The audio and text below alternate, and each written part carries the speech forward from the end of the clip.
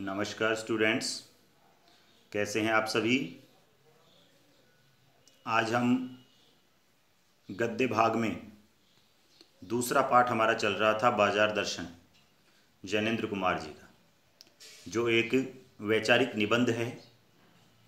इसमें बाजार के प्रति व्यक्ति की विचारधारा पर मंथन किया गया है या विचार किया गया है। इस पाठ में बताया गया है कि बाजारवाद और उपभोक्तावाद आज हमारे समाज पर हावी होते जा रहे हैं, जिससे हमारी जो अर्थव्यवस्था है वो अर्थव्यवस्था गड़बड़ा गई है। इस पाठ में बताया गया है कि बाजार व्यक्ति की आवश्यकताओं की पूर्ति के लिए बने हैं, इसलिए हमें हमारी आवश्यकताओं को सही सही जानकर ही बाजार का उपयोग करना चाहिए। इस पाठ में लेखक ने अपने दो मित्रों और एक परिचित भगत जी के उदाहरण देकर हमें समझाने का प्रयास किया है कि हमें बाजार का उपयोग किस प्रकार करना चाहिए। लेखक का पहला मित्र बाजार जाता है और बाजार से बहुत सारा सामान खरीद कर लाता है। जब लेखक इसका कारण पूछता है तब वह इसका दोष अपनी पत्नी को देता है कि इसकी वजह से ये इतना सारा सामान आया है।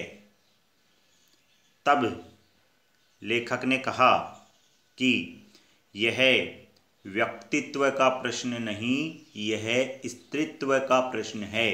यानी जब कोई व्यक्ति अनावश्यक सामान खरीदता है और उसका दोष पत्नी को देता है तो वो दोष सिर्फ एक औरत को नहीं बल्कि समूची औरत जाति को दिया जाता है, जो कि गलत है।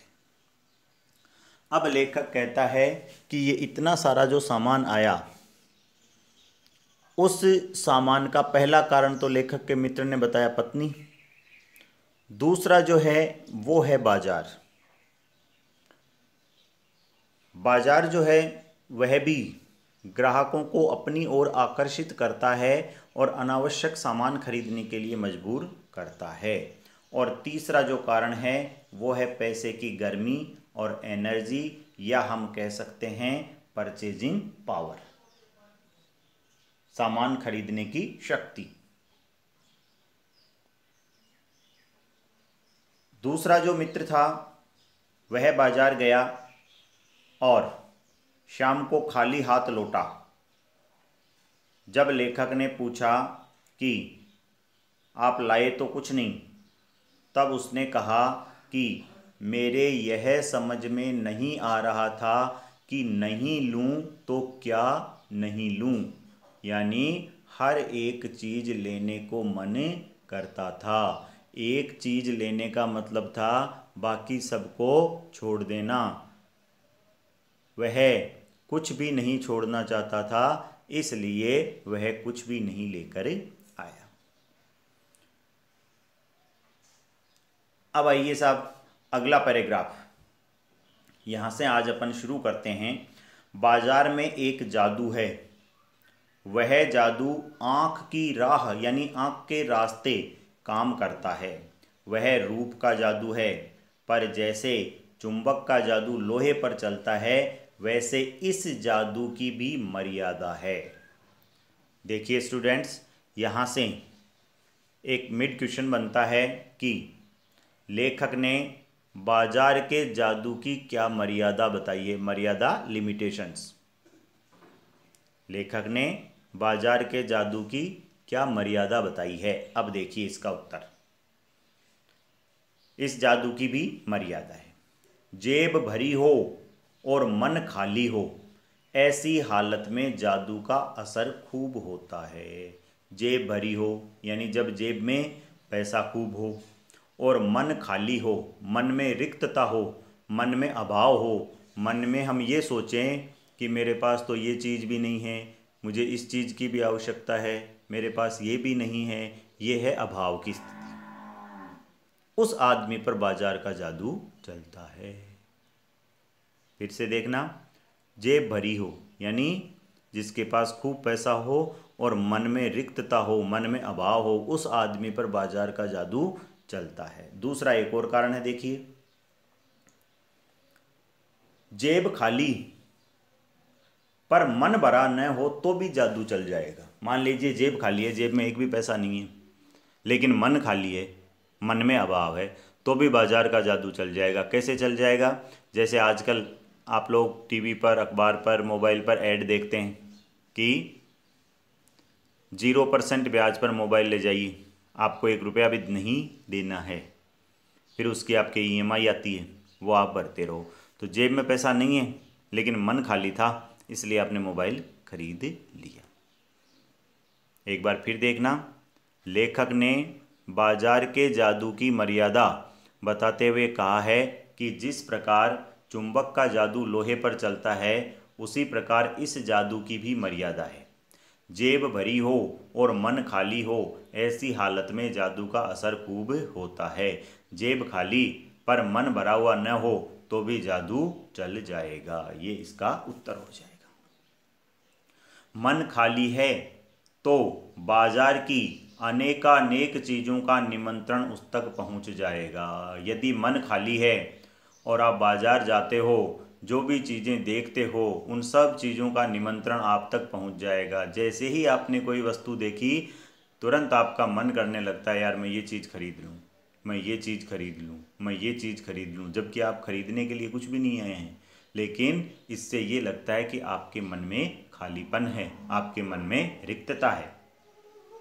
कहीं उस वक्त जेब भरी हो तब तो फिर ये मन किसकी मानने वाला है। और ऐसी स्थिति में मान लो जेब में पैसे हैं, बाजार सुंदर सुंदर चीज़ों से भरा हुआ है, मन खाली है, फिर ये मन किसी की नहीं मानेगा, फिर तो ये सामान खरीदेगा ही। मालूम होता है यह भी लूँ वह भी लूँ, सभी सामान जरूरी और आराम को बढ़ाने वाला लगता है। आदमी सोचता है मैं ये सामान भी खरीद लूँ, मैं ये भी खरीद लूँ, यदि मैं ये चीज़ खरीदूँगा तो उससे मेरी सुविधा बढ़ेगी और मुझे आराम मिलेगा। पर यह सब जादू का ही असर है।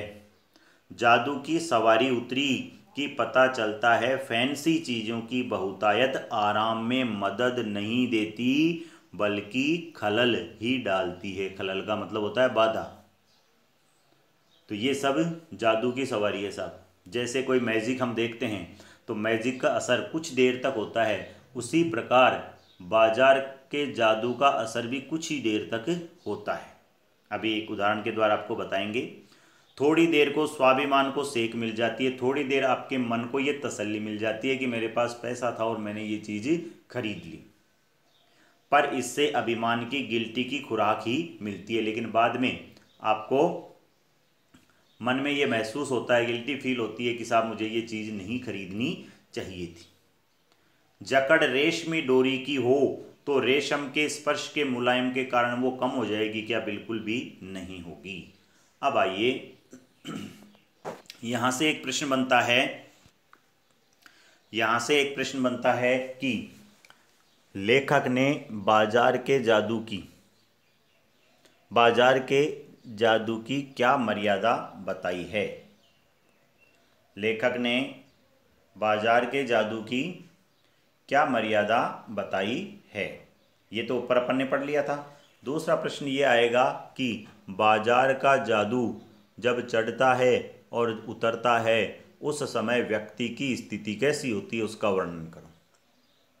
तो देखिए, जब बाजार का जादू चढ़ता है तब तो आदमी अनावश्यक चीज़ें खरीद लेता है, लेकिन उसके बाद उसे पता चलता है कि वो जो चीज़ें खरीद कर लाया है वो उसके आराम को बढ़ाने वाली नहीं है, बल्कि उसमें और ज़्यादा बाधा पहुंचाने वाली है।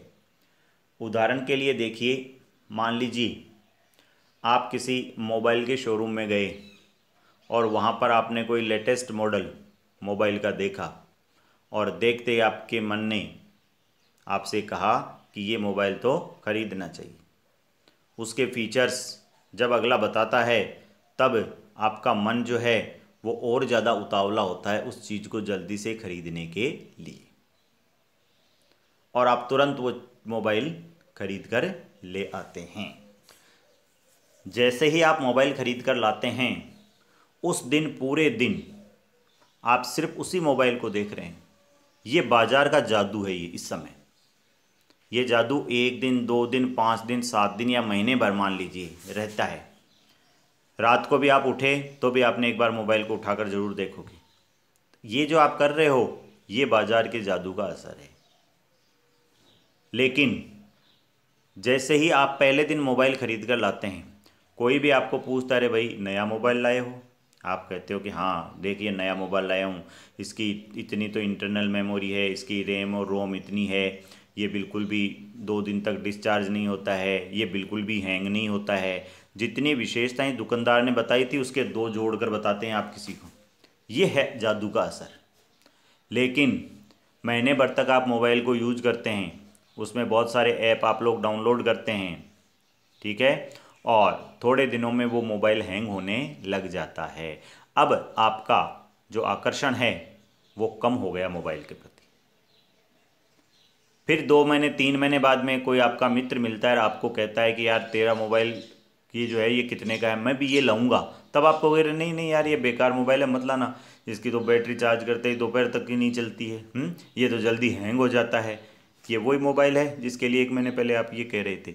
वो जो 1 महीने पहले कह रहे थे वो तो बाजार का जादू चढ़ रहा था और अब बाजार का जादू उतर रहा है। तो जो फैंसी चीज़ें हैं कुछ क्षण के लिए आपको आत्मिक सुख या संतुष्टि दे सकती है, लेकिन लंबे समय के लिए नहीं दे सकती है। उन चीज़ों को जब आप खरीदते हैं तब आपको लगता है कि ये आपके आराम को बढ़ाएगी, लेकिन वास्तव में वो आराम को बढ़ाती नहीं है बल्कि आपके आराम में बाधा पहुंचाती है। देखिए एक लास्ट में लाइन हो रही है कि जकड़ रेशमी डोरी की हो तो रेशम के स्पर्श के मुलायम के कारण क्या कम हो जाएगी क्या? नहीं साहब नहीं होगी।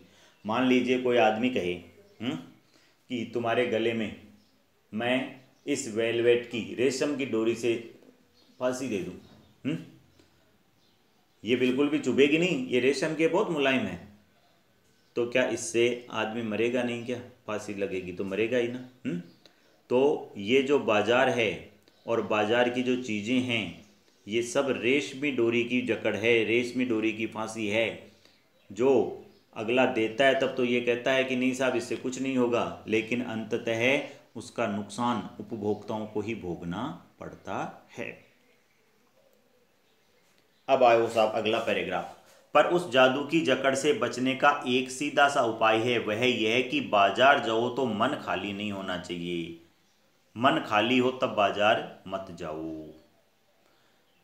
ऊपर के पैराग्राफ में 2 प्रश्न बने थे। लेखक ने बाजार के जादू की क्या मर्यादा बताई है। दूसरा प्रश्न बना बाजार का जादू जब चढ़ता है और उतरता है तब व्यक्ति की स्थिति कैसी होती है, वो अपन ने पढ़ लिया। अब आओ साहब अगले पैराग्राफ में प्रश्न बनेगा कि लेखक ने बाजार के जादू से बचने का क्या उपाय बताया है।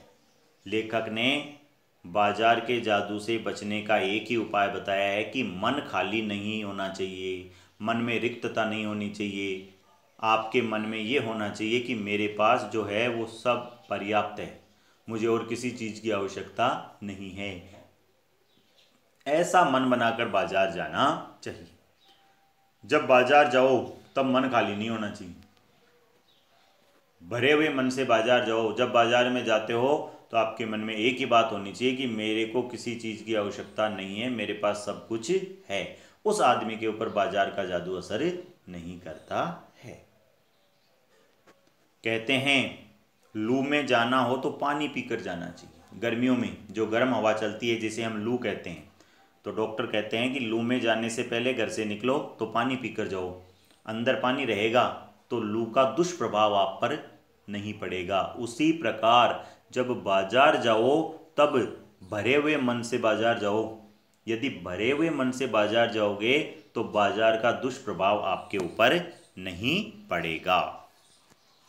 कहते हैं लू में जाना हो तो पानी पीकर जाना चाहिए, पानी भीतर है अंदर पेट में, तो लू का लूपन यानी उसका दुष्प्रभाव व्यक्त हो जाता है।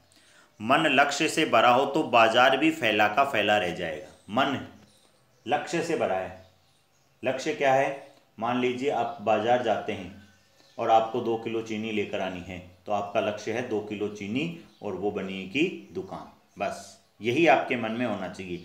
यदि आपके मन में यही चीज़ है तब तो चाहे बाजार कितना ही सजा धजा खड़ा रहो, आपके ऊपर कोई दुष्प्रभाव नहीं डालेगा। लेकिन आप गए हो 2 किलो चीनी लाने और आप कपड़ों के शोरूम में घुस गए, आप जूतों के शोरूम में घुस गए, आप मोबाइल के शोरूम में घुस गए, यह है खालीपन मन का।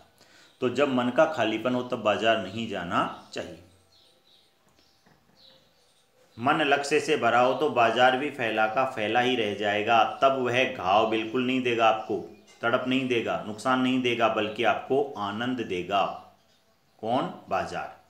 तब बाजार तुमसे कृतार्थ होगा यानी धन्य होगा, क्योंकि तुम कुछ न कुछ सच्चा लाभ उसको दे रहे हो। बाजार की असली कृतार्थता है आवश्यकता के समय काम में आना। देखिए छोटे छोटे 2-3 प्रश्न बने हैं यहां पर।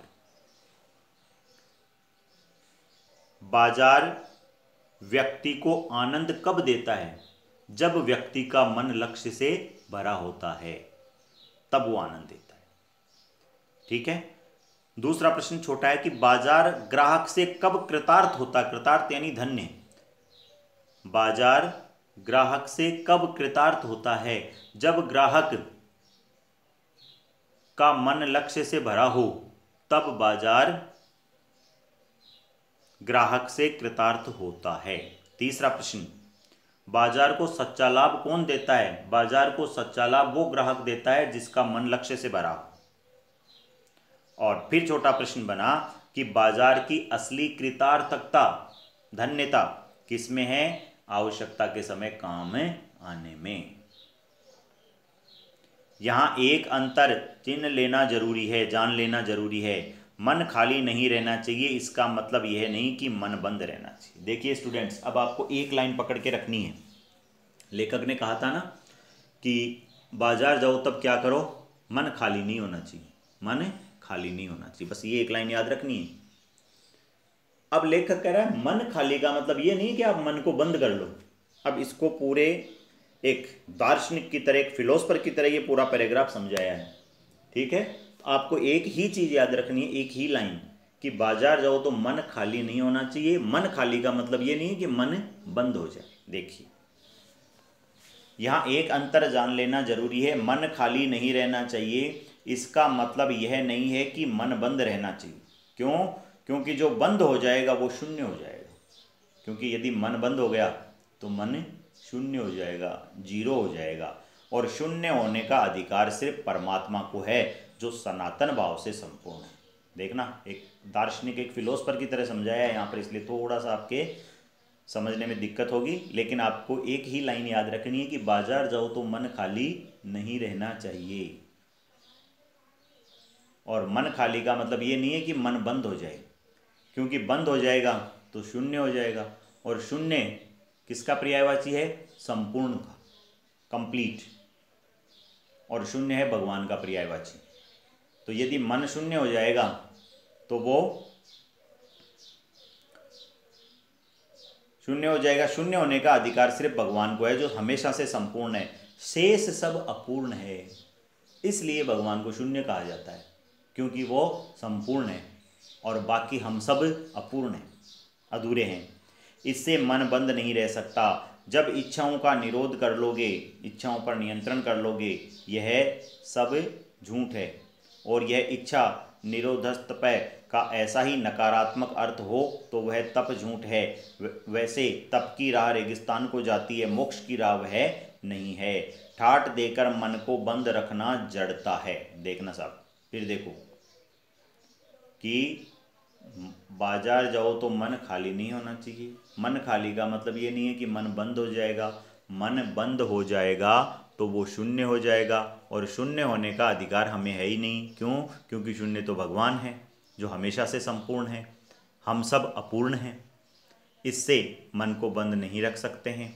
और यदि कोई ये कहे कि सब इच्छाओं पर नियंत्रण कर लेगा आदमी, तो ये भी गलत है साहब। सब इच्छाओं पर नियंत्रण नहीं हो सकता है।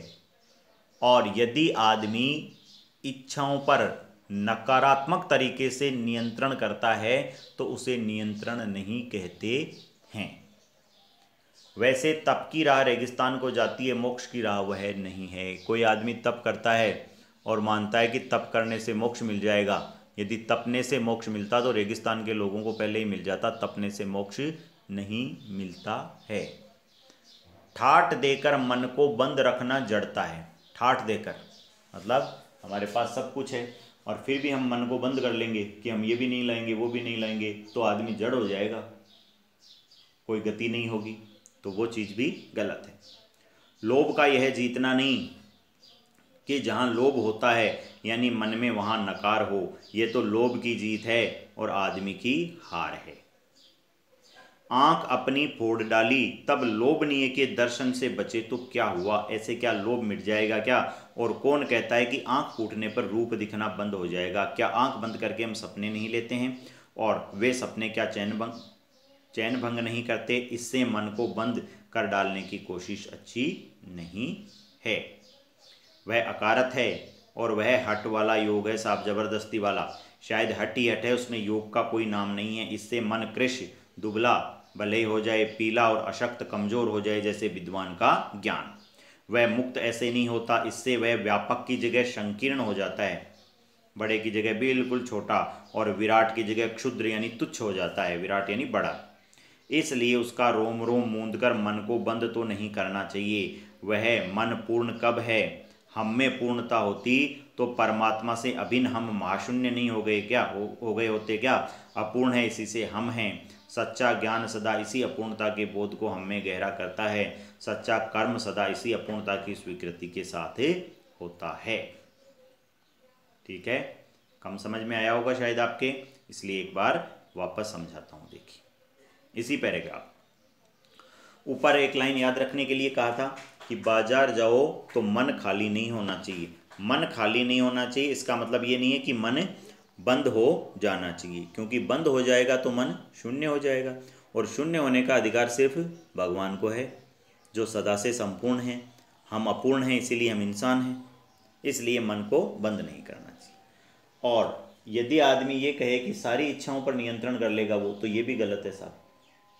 सभी इच्छाओं पर नियंत्रण नहीं हो सकता है।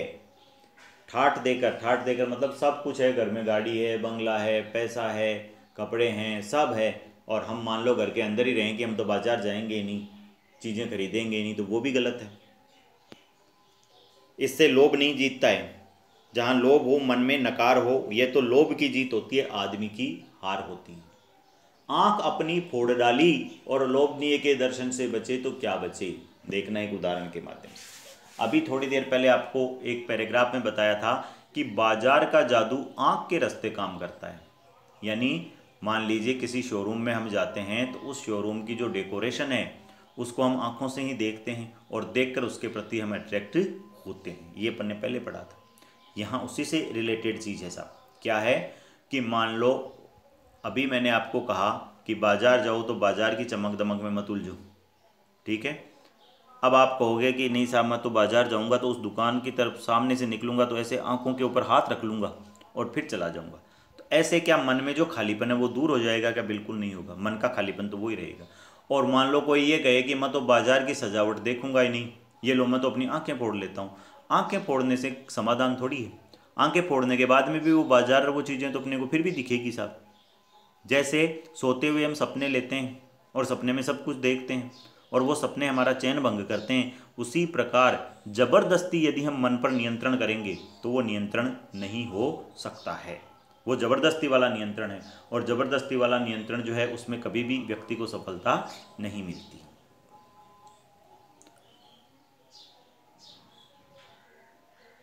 ठीक है। मन पूर्ण कब है? हम में पूर्णता होती तो परमात्मा से बिन हम महाशून्य नहीं हो गए होते क्या? यदि हम पूर्ण होते तो फिर हम भी भगवान हो गए होते। हम इंसान हैं इसीलिए हैं क्योंकि हम अधूरे हैं, और पूर्ण कौन है? पूर्ण भगवान है। हम अधूरे हैं इसलिए हम इंसान हैं। सच्चा ज्ञान सदा इसी अपूर्णता के बोध को हम में गहरा करता है। इस लाइन को अंडरलाइन कर लेना, और आप स्टूडेंट्स के लिए ये सबसे बड़ी एक मोटिवेशनल लाइन है। सच्चा ज्ञान सदा इसी अपूर्णता के बोध को हम में गहरा करता है। सच्चा ज्ञान इसी अपूर्णता के बोध। हमें हमेशा अपने आप को अपूर्ण मानना चाहिए, हमें अधूरा मानना चाहिए हमेशा। हम जब तक अपने आप को अधूरा मानेंगे तब तक हम सीखने की प्रक्रिया में लगे रहेंगे। और मान लीजिए हमने जिस दिन अपने आप को कंप्लीट मान लिया, फिर हमारे सीखने के सभी रास्ते बंद हो जाते हैं। आपने देखा होगा बॉलीवुड में अमिताभ बच्चन है, आज उनकी उम्र 80 के आसपास है, लेकिन फिर भी केबीसी को होस्ट करते हैं। और आपके जो जवान कलाकार हैं बॉलीवुड के, उनसे ज़्यादा टीआरपी उस चैनल को मिलती है। इसका कारण है, आपने कभी अमिताभ बच्चन का इंटरव्यू देखा होगा तो वो हमेशा यही कहता है कि मुझे एक्टिंग नहीं आती है, जबकि वो सदी के महानायक हैं, लेकिन फिर भी कहते हैं मुझे एक्टिंग नहीं आती है। अमिताभ बच्चन आज भी किसी टीवी शो को होस्ट करते हैं, उसका कारण ये है कि वो आज भी अपने आप को अधूरा मानकर सीखने की प्रक्रिया में लगे हुए हैं। यदि आदमी ये कह दे मुझे तो सब कुछ आता है, तो उसके सीखने के सारे रास्ते बंद हो जाते हैं। इसलिए हमेशा अपने आप को अधूरा मानो और हमेशा कुछ ना कुछ जीवन में सीखते रहो। सच्चा कर्म सदा इसी अपूर्णता की स्वीकृति के साथ होता है। सच्चा काम तभी होगा जब आप अपने आप को अधूरा मानोगे। काम में मन तभी लगेगा जब आप अपने आप को अधूरा मानोगे। अतः उपाय कोई भी हो सकता है। जो बलात् मन को रोकने को न कहें, बलात् का मतलब है जबरदस्ती, जबरदस्ती मन के ऊपर नियंत्रण मत करो। जो मन को इसलिए सुने क्योंकि वह अप्रयोजनीय रूप में हमें नहीं प्राप्त हुआ है। हाँ, मनमानेपन की छूट मन को मत दो, क्योंकि वह अखिल का अंग है। अखिल कहते हैं संपूर्ण को, खुद कुल नहीं है। खुद का मतलब कंप्लीट, संपूर्ण। ये हमारा मन जो है वो अखिल का अंग है, उस संपूर्ण का एक पार्ट है, खुद संपूर्ण नहीं है। तो ये स्टूडेंट्स, दो मित्रों की कहानियां पूरी हो गई है साहब, पहला मित्र और दूसरा मित्र। अब यहाँ पर एक परिचित है लेखक के, भगत जी। उन भगत जी का जो है वो परिचय यहाँ पर अपन देखेंगे। पड़ोस में एक महानुभाव, एक सज्जन रहते हैं जिनको लोग भगत जी कहते हैं। ये चूरन बेचने का काम करते हैं सब, चूरन की गोलियां आती हैं ना वो। यह काम करते जाने उन्हें कितने बरस हो गए, लेकिन किसी एक भी दिन चूरन से उन्होंने 6 आने पैसे से ज़्यादा नहीं कमाए। 6 आने। अब आजकल तो आप लोग खाली 1 रुपया ही देखते हो। 1 रुपये में 16 आने होते हैं। पहले 4 आने का सिक्का चलता था, 8 आने का सिक्का चलता था और 1 रुपया चलता था। अभी भी चल रहा है रुपया तो वो रोजाना के 6 आने पैसे कमाते थे। चूरन उनका आसपास सरनाम था, बहुत प्रसिद्ध था और खुद भी लोकप्रिय थे वो। कहीं व्यवसाय बिजनेस का गुर पकड़ लेते और उस पर चलते तो आज खुशहाल क्या मालामाल होता ही आदमी। बहुत सालों से चूरन बेच रहा है, बहुत अच्छा आदमी है। चूरन भी बहुत अच्छा है, खुद भी काफ़ी फेमस हैं। यदि किसी बिजनेस ट्रैक पर जाते तो आज मालामाल होता ही आदमी, लेकिन ये बिजनेस ट्रैक पर नहीं गया। ये तो क्या करता है, क्या कुछ उनके पास आज नहीं होता। इधर 10 सालों से देख रहा हूँ उनका चूरन हाथों हाथ बिक जाता है, पर वह न तो उसे थोक में देते हैं व्यापारियों को होलसेल में, न व्यापारियों को बेचते हैं, न कोई पेश की ऑर्डर एडवांस ऑर्डर लेते हैं। सही बंदे वक्त पर अपनी चूरन की पेटी लेकर घर से बाहर हुए नहीं कि देखते देखते 6 आने की कमाई उनकी हो जाती थी। चूरन बनाता था और बेचकर आता था। यदि वह थोक में किसी को देता तो ज़्यादा पैसा कमा सकता था, व्यापारियों को बेचता तो ज़्यादा कमा सकता था, लेकिन उसने ऐसा नहीं किया। वो तो बंदे वक्त पर चूरन की पेटी लेता और बच्चों को चूरन की गोलियां बेच देता और देखते देखते अपने 6 आने कमाता था। रोजाना 6 आने पैसे से ज़्यादा वो नहीं कमाता। लोग उनका चूरन लेने को उत्सुक रहते थे। चूरन से भी अधिक शायद वे भगत जी के प्रति अपनी सद्भावना का दे देने को उत्सुक रहते थे। पर 6 आने पूरे हुए नहीं कि भगत जी बाकी चूरन बालकों को मुफ्त बांट देते थे। 6 आने की कमाई हो गई, उसके बाद में जितना चूरन बचा वो फ्री में बांट देते थे। क्यों? क्योंकि इस आदमी को पता है कि उसका खर्चा जो है वो 6 आने का ही है, इसलिए 6 आने की कमाई होने के बाद में वो फ्री में बांट देता था।